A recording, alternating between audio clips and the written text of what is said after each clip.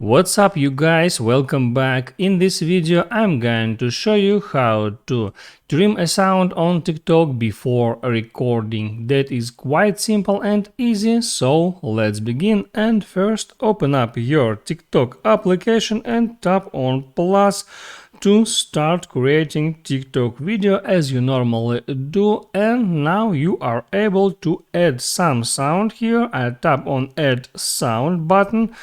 Now I can select any sound that I want. I can use search bar for it. I'll select that one.